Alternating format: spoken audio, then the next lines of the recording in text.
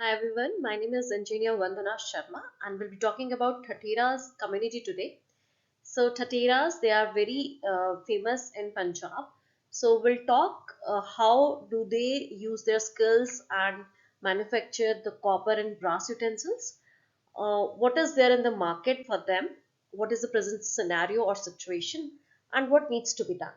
So let's start. So here we'll talk about the history. We'll understand when exactly the combination of tin and zinc as an alloy came into the existence and how and when it was patented. So in history, we see that the technique of melting copper with tin to make bronze was known to the ancient Syrian and Turkish metal workers as early as 3000 BC. As tin and zinc ore deposits were sometimes found together, unknowingly and unintentionally, these metal workers ended up making a different alloy metal called brass. However, in 1781 AD, the technique of blending the metals of brass as alloy of copper and zinc to make brass was patented in England. So we saw that making alloy is actually an ancient technique and it was patented in England. Through history, we got to know this. Now we'll talk about the Thatheras of Jandiala Guru. The metal craftsmen Thathiars of Jandiala Guru village are engaged in making brass, bronze, and copper utensils only. The two techniques used for making metal utensils are forging and casting. But Thathiras rely mainly on the technique of forging metals to produce utensils. Although in some parts of the country there is also a practice of making other designs on the utensils, in Jandiala Guru there is a practice of forging and polishing only. So the two images depicting here are about forging and polishing. The first picture shows how forging is done in Jandiala Guru, and second picture also establishes the art of polishing the utensils once they are ready. Now let's understand the origin of this art. Yes, I'm talking about the Jandiala Guru village. So Jandiala, it is located alongside Grand Trunk Road in the suburbs of Amritsar city. Jandiala is founded by four Rajputs, Chandu Khan, Fateh Khan, Kamtil Khan and Banda Khan. Chandu Khan gave the name to the village of Jandiala. Baba Handal meditated for 12 years in Harimandir Sahib, Golden Temple, and returned to Jandiala. He founded the Niranjaniya Secretariat at Gurdwara, also known as Nathada Dera, was built at the place where Baba Handal used to take spiritual lessons from a yogi. A sacred tank was also dug there. The followers of Baba Handal call themselves Nihal who worship Adigrah. There is a Bhadarkali Mandir in the town. The town has three Jain temples as well. So this is the religious aspect of Jandiala Guru village. Jandiala town has been a significant hub of craft and commercial activity since a long time. Thathera craftsmen live and work mainly in Gali Kashmirian, Bazar Thatheriya Wala, Muri Gate and Sheikh Fatah Gate. Approximately two-thirds of the total craft activity is carried out in the localities of Thatheriya Wala Bazar and Kashmiriya Wala Gali. In the Tatira Wala Bazaar, a visitor is welcomed by rhythmic thuk thuk, the voice of making the utensil, as the craftsmen thump their hammers on metal. Now let's understand the tools involved in utensil making. First is khata, chorus, mel, tiara. A hammer is also used. Bhalwara, sani, 60 to 70 centimeter long. Kanchi or katira, 50 to 60 centimeter long. Iron made up of iron. So you can see the tools which are used to make utensils here. These are the tools which are kept here. Hammer and all other tools are very important as the forging and polishing is involved while making these utensils. So now let's understand the tools in detail which are used to make utensils. GB is a kind of metal stake or crowbar with a pointed end on the downside and a tongue-like surface on the top side. Its pointed end is pierced into the ground so that it stands erect with the tongue-shaped head at the top, which serves as the base for hammering the metal on it. These stakes are used for bending the metal and shaping it for utensils of different kind and size. A stake with a rectangular head is used to create dotted patterns on the surface of a utensil. Khalvan, it is a V-shaped piece of wood which has a hole in the middle. An iron rod called kharyo is fixed in the hole. The utensil is hanged on the head of the rod, which works as the base for gently hammering on the surface of the utensil. Bhatti, it is a small size furnace for heating metal sheets of small sizes. It has a fan fixed at its air inlet, and the fan is connected with a large wheel by a belt. When rotated, the wheel produces kinetic energy which facilitates the pan to work and ignite fire in the furnace. Bhattis traditionally have a wheel that is run by hand, but some craftsmen have installed the electronic motor to move the wheel. Then we have Regmar, Adda machine, platform for buffing.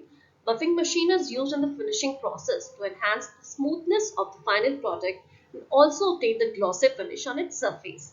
Parkar, it is a hinged V-shaped instrument that is used for drawing circles on the sheet so that a round piece of metal is cut for the base of a utensil.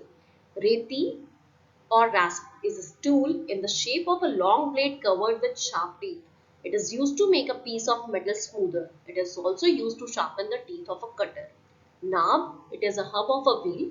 It is a small but solid iron wheel. It is used to smoothen the upper part of a pot called patila.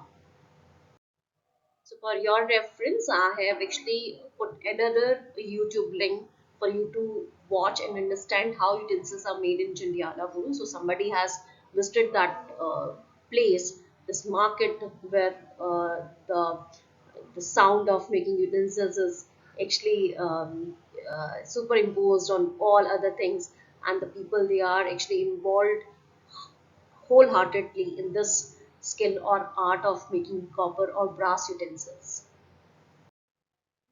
Now let's understand the properties of the basic metals and how they are transformed to alloy, and then we actually get the bronze and bronze.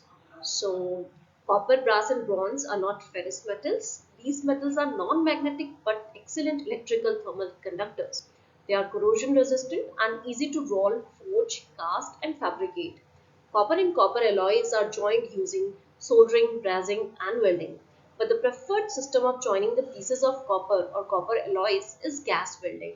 Copper, it is a basic element and pure metal that has a reddish orange or brown color in its pure form. It has the qualities of high thermal and electrical conductivity and easy formability. Bronze, which is also known as Kansa in Hindi, is an alloy of copper. 70 to 80% of copper is taken, and then 10 to 20 to 22% ratio is added to it, so that a mixture of copper and tin is manufactured or produced in the which is called bronze or kansa. Both the metals are heated together at 400 to 700 degrees Celsius. The molten metal is poured into the suitable molds as per required sizes and shapes. It is then used for various purposes and is then filed or buffed to give a smooth and shining surface. It retains heat well. Brass is an alloy of copper and zinc. It is stronger and harder than copper but is less strong and hard than steel. It can be easily formed into various shapes. The manufacturing process of alloy called brass involves combining the appropriate materials into a molten metal called copper, which is then allowed to solidify. The shape and properties of the solidified metal are then altered through a series of carefully controlled operations to produce the desired brass stock. Brass stock is available in a variety of forms including plate, sheet, strip, foil, rod, bar, wire and billet depending on the final application. The actual manufacturing process depends on the desired shape and properties as well as the particular machinery and practices used in different brass plants. Here are some examples of brass utensils. You can see one thali. This is kadhai, and the spot is there. You can actually make any dal or any curry kind of thing in this handi.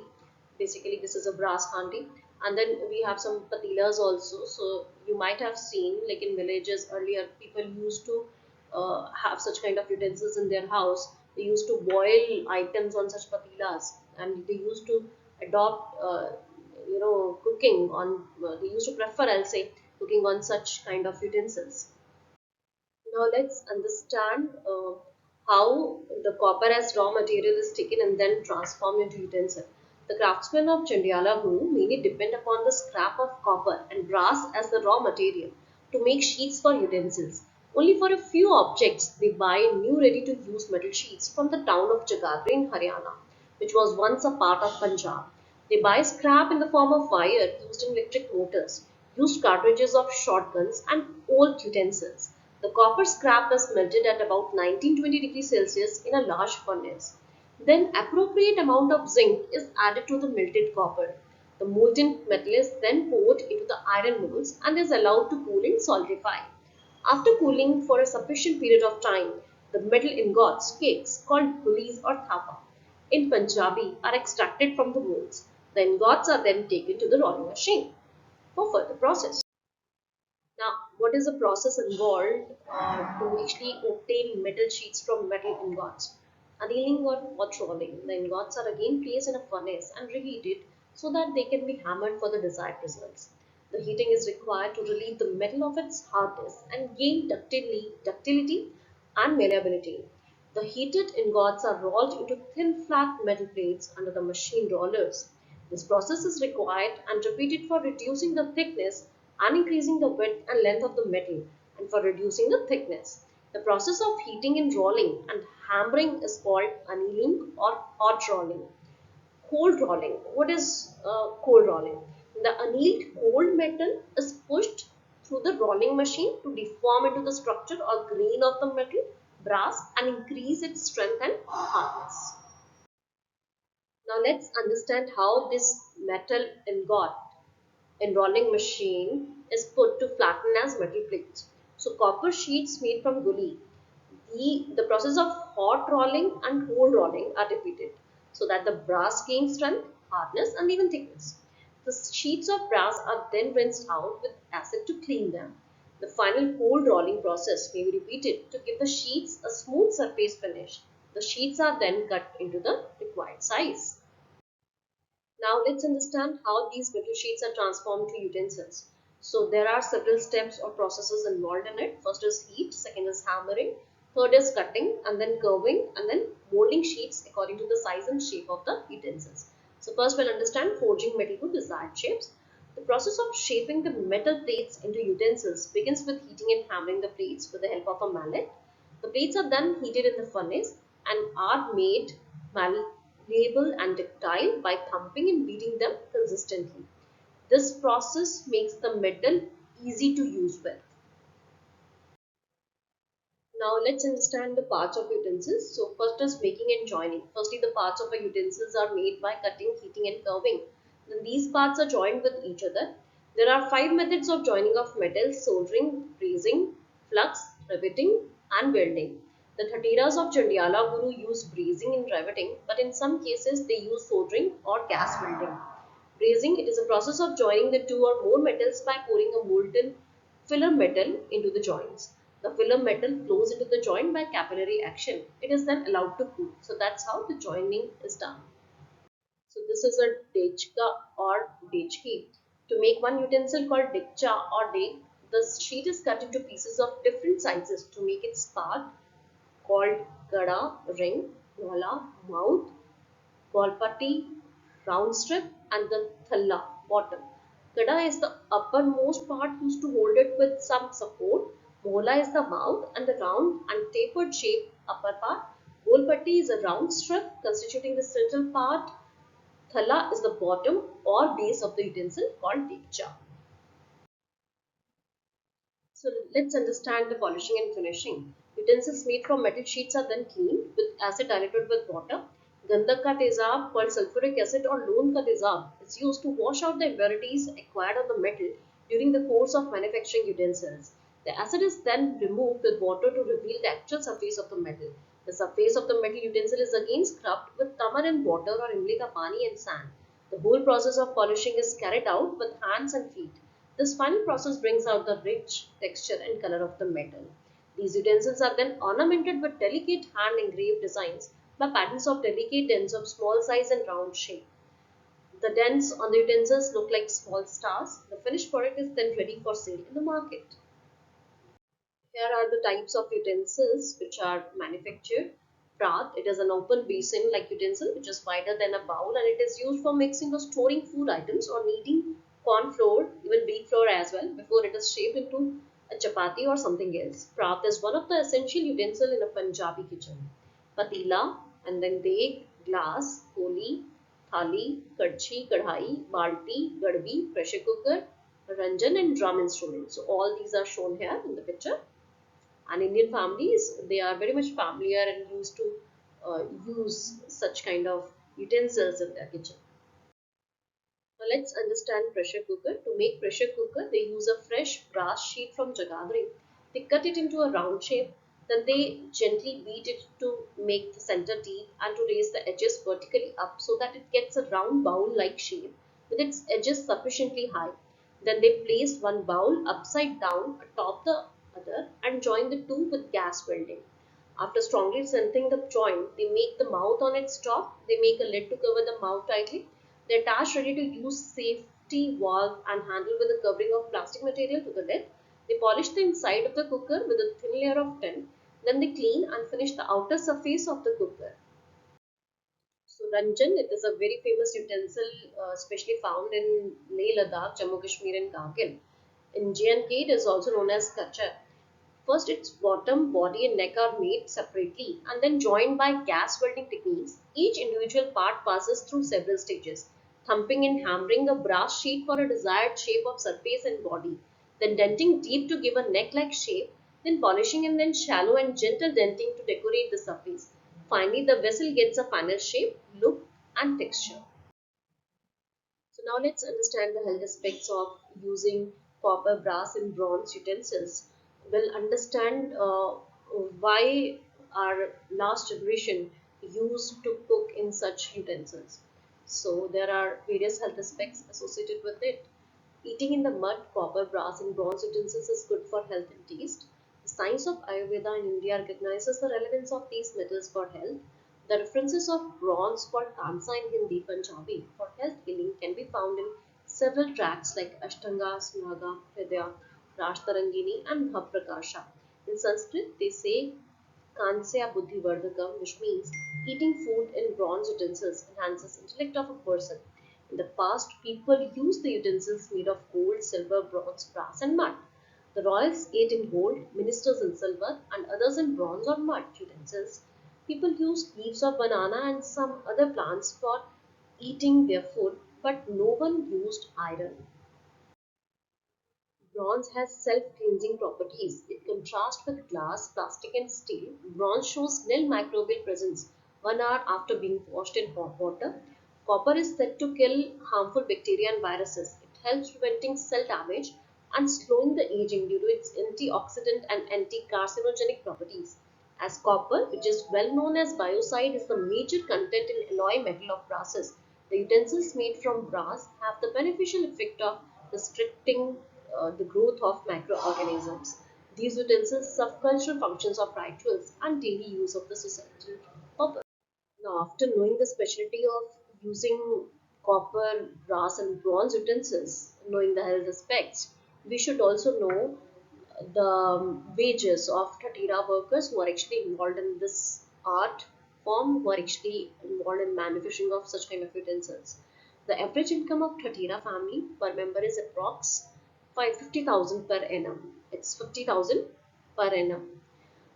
Most craftsmen work about 10 to 12 hours a day and earn about Indian currency 400 to 500 rupees. The environment and the places of their work are not so hygienic and clean. They work in small and filthy spaces without proper toilet and water facilities. There is not even a single public toilet or water tap in the whole Thaterian Mali Gali. Their workplaces are so small that there is no space for public toilets. Yet the irony of the fate is that the municipal committee has imposed the tax on these workplaces. So, in adverse working conditions, these Tateras and their families are actually working to earn their livelihood. Most building structures where they work the whole day are made of mud, mortar, and bricks. These structures are usually double-story structures serving dual purpose. The ground floor is used as workshop, while the first floor is used as residence. Generally rectangular in shape with a rather Narrow front opening, the workshops do not have proper ventilation. Thus, a small opening is created exactly above the mud oven and ending on the roof helps the smoke coming from the mud oven to pass into the air. As open drains pass in front of these structures, a small ramp or cover above the drain acts as the entrance to the workshop. This area is also used for washing or cooling utensils and the water is allowed to flow in the same drain. The work of hammering and pumping is carried out near the window where proper natural light comes in. The rising cost of metal, especially bronze, and raw material like coal and the heavier tax implied by government and requirement of greater skills and physical labor make the product costlier than the usual options. It is considered as small-scale industry instead of world-class cultural heritage. Middlemen or distributors again take their share of profit in between. The operation of this small-scale industry is two-tier, which doubles the exploitation of the craftsman and benefit of the middleman. First, the craftsmen buy the raw material from the local distributor and sell the finished product to him at the prices favorable to the distributor. Second, the local distributor sells the product to the retail shopkeepers in the market at the price favorable to him. Since most of the craftsmen do not have enough capital to buy the raw material, they are dependent on the distributor who provides the metal by weight, not by number of units. And then this raw material gets the value addition. Craftsmen in reality work for the distributor middleman. They are not independent craftsmen. Their product themselves directly to the end user is not the one which is happening. It goes to the distributor. So we'll talk about the future of this Thathera craft. The flip and sad story of the craftsman is that we do not see any apprentice of 14 to 16 years learning the craft skills for use in future. All the skilled craftsmen working in shops are above 40 years of age. The use of drugs or liquor is common among the craftsmen as they have to put in physical and mental hard work from early in the morning to late in the evening without earning much money, appreciation, and respect. They are treated as laborers, irrespective of their knowledge and skills. Their working hours are longer and wages are low in comparison with the work and the skill they are showing off in this process. But yes, there is a ray of hope. People from other castes who are earning less wages than even this are switching to this profession. The inscription of craft skills of Jandiala Guru in UNESCO book has drawn the attention of media, socio-cultural organizations, government agencies, and high-profile leaders of craft objects. The people are realizing the value of metal utensils. The craftsmen are also trying to relate themselves to the changing times. Souvenir to commemorate the G20 meetings in Amritsar was an art shown by the Thathera community. The Thathera Bazaar has been declared the heritage street by the government of Punjab. Although the industrialization has introduced machines and newer techniques, the Thatheras of Jandiala Guru continue to do most of the work with hands and use traditional skills. However, they have started to use machine-made tools and take some help from modern methods and machines. Yet, their product can be described as handmade utensils. UNESCO, SNA, IGNSCA, intact have recognized the Jandiala Guru craftsman work. The craft of the Thathera community is a part of the living cultural heritage constituting the lifestyle of the people of Punjab and a skill as well as the knowledge resource of the Thathera craftsmen. It is not only that craftsmen have excellent dexterity of work in using the tools manually, but their work is also emotionally, culturally, and pragmatically relevant. The coordination of emotions, body, and mind in their work generates a vibrant rhythm which needs to be felt and heard by the social groups and government agencies. The metal craftsmanship of the Thathera community is the manifestation of their skill and their inherited knowledge which needs to be conserved, adopted, and continued. The craftsmen should be encouraged to continue their work by showing them respect and by providing them with better living. The craftsmen should be provided resources and a systematic convenience so that they can sell their products directly to the customers. The situation in which both the craftsmen and consumers will benefit financially, interculturally, and emotionally. When in direct contact, the craftsman will not only get more money but will also receive acknowledgement from the public at large. To recognize the art and craft and its values for taste and health. The craft should be linked with the formal education so that the skills of the craftsman will be certified for all purposes. The craft should be recognized by the state as heritage and hence be provided tax rebate and other facilities. There should be legal mechanism to check exploitation of the craftsmen by the middlemen. UNESCO listing prompted the Deputy Commissioner of Amritsar to collaborate with students at Sri Ram College of Commerce to revive the dying craft form. Navjot Singh Sindhu, the then Minister of Tourism of Punjab, pledged rupees 10 lakhs to this umbrella of Project Virasat. What you eat matters as well as in which utensil you are eating also matters a lot. So with these words I would like to thank you all, and we are proposing this for getting GI as well. So thanks for watching this.